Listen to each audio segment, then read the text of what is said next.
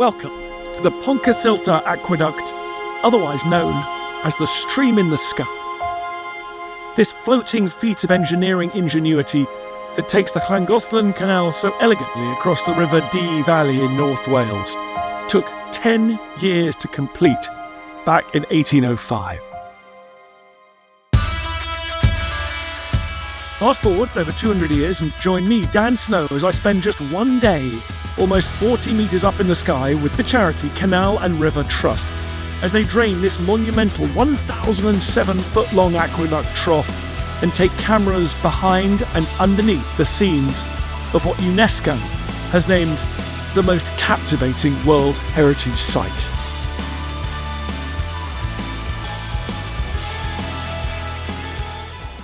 Mark, this is just so gigantic. They've never built anything like this before. Why did they suddenly decide to do it now? Yeah, nothing like this on this scale, even within the Canal Mania era. Tourists from all over the land came to see this. This was essentially the spectacle of its time. There was nothing like it anywhere in the world. People wanted to see canal boats appear to be floating in midair, because they were. And why did they want to get across this river valley so badly? What's so valuable over there that they wanted to get over there? Collieries, coal, limestone, all the raw materials that needed to be transported everywhere else throughout the UK. So, getting that raw material across this valley and into the rest of the canal network so it could be traded was kind of really crucial. That was the motivation for building something like this. We see it now as a sort of lovely historic structure.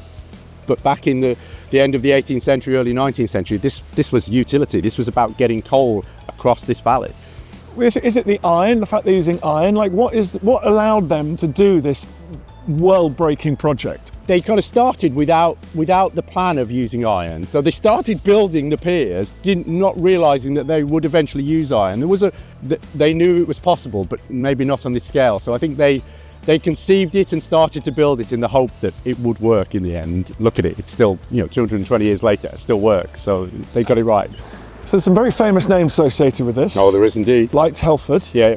I mean, oddly, Telford at this stage was largely unknown. He was barely 40 years old. He was the county surveyor in Shropshire, which is how he got this job in some way. Jessup was the senior canal engineer. He was the experienced man. The vision, the ambition, I think, was largely Telford's, but the technical expertise was Jessup's. And they were working really well together. The older man, senior engineer, with the younger sort of progressive man who wanted to do things like this. How much of that iron trough is original, over 200 years old? What you see is largely historic fabric. We've replaced componentry, so bolts over the 200 years. Bolts have been replaced, about 11,000 bolts on this, and bits of iron, little bits of stone, but not a lot. What you see here is largely original.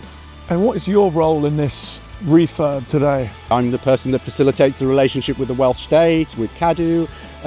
I think about materials, I think about conservation principles. My job is to provide Canal and River Trust with that level of advice about how we maintain this structure in the most appropriate way.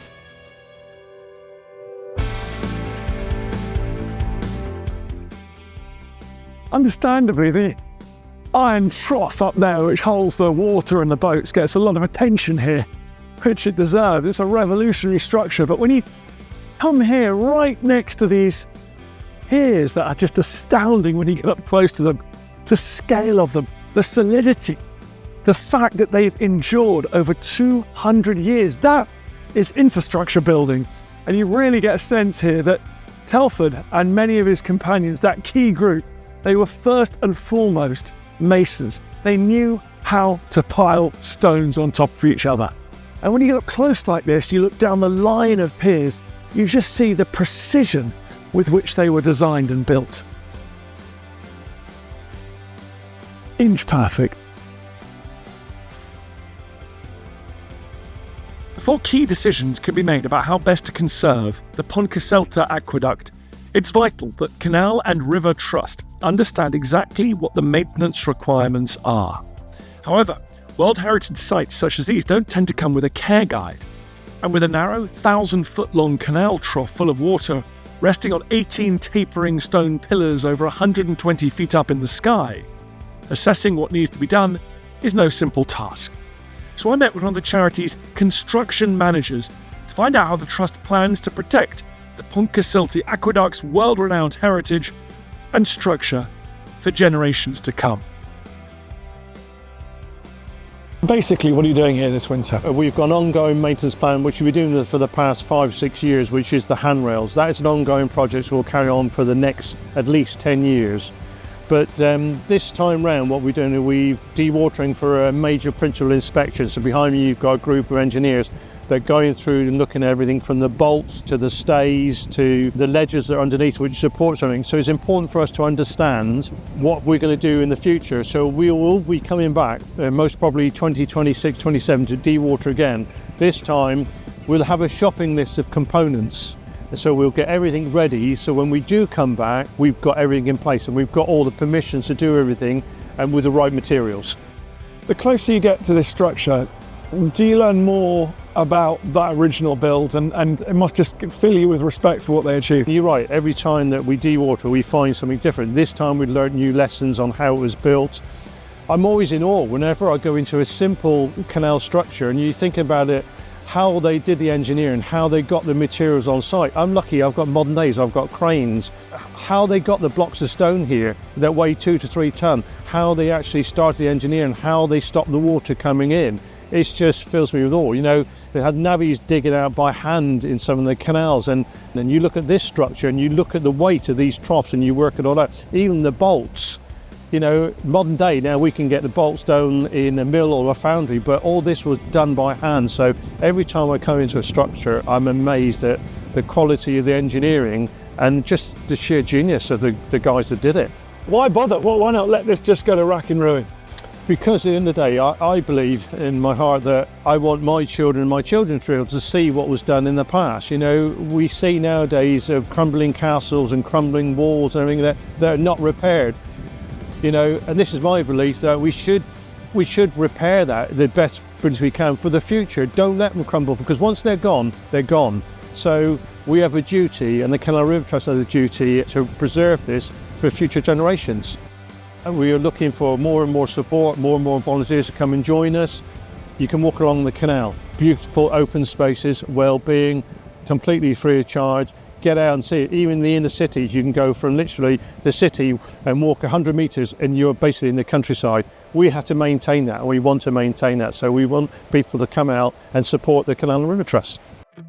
What better way to end my day with Canal and River Trust than to discover a spectacular original feature that has been lying beneath the canal's waters since the aqueduct's construction in 1805, and that has been carefully resurrected by the charity and recommissioned for future use. So Colin, what is this? This is the drain valve for the Pontcysyllte Aqueduct. Strikes me as a huge plug. Yes, exactly where it is. While we're dewatered for the first time in 20 years, we're taking the opportunity to carry out a refurbishment so that in 2 years' time, with permissions from various authorities, we'll be able to use it. So that just means it's like a giant bathtub. You just pull that out, plug comes up and water pours out into the river below. As long as we put drain planks in either end, the trough will empty. It's original cast iron, built with the rest of the structure in 1805. So that is original? Yes, that's original, and there's a very good chance that the bolts here are original. Original bolts? Castings, very likely. Wow. At least 120 years old, possibly 200. Castings, wrought iron, and it's the wrought iron that gives it the durability. All these bolts are wrought iron as well. If they were mild steel, they would disappear in 20 to 30 years. These elements are also wrought iron, and we're just refurbishing the bolts that hold them together so that we'll be able to use it in 2 years' time to drain the aqueduct. So you didn't use this plug this time? No, we couldn't use the plug this time, but we put stop planks at either end, and then we pumped out at either end and dewatered the aqueduct. It took about a day and a half. And what about the fish inside? We stopped halfway, and the fish were all captured and placed in the canal just downstream. What have you discovered this time round? As part of the inspection, we've discovered that some of these ledger angles here and some angles along the towpath are deteriorating, and in the near future we'll need to consider replacement of those. So we've also discovered that these stays here, which should be 7/8 wrought iron, 22 millimetres, have weathered back So the temporary measures we've put in due to the erosion of the stay, these blocks and clamps, the clamps have got CT1 resin either side of them to give them some durability, but we're looking to replace these within 2 years.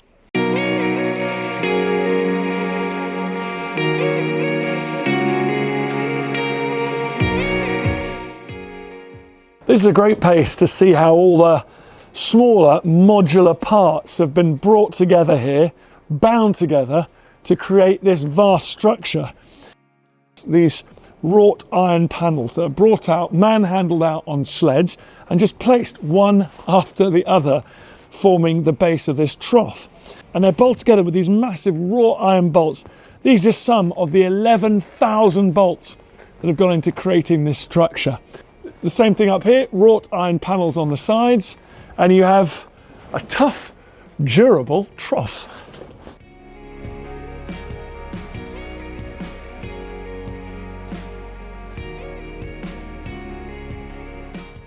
The great thing about exploring this aqueduct without the water in it is you get a real sense of the materials, of the techniques that they used. And you also just marvel at the fact that nearly everything you see here is original, well over 200 years old.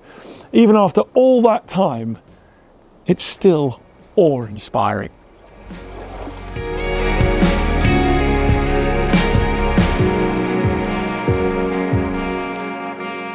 As a charity, Canal and River Trust rely on the generosity of supporters who believe the UK's rich heritage is worth protecting. Your help is needed to raise £10,000 to fund immediate work needed after this inspection. Your support will keep this stream in the sky flowing for generations to come.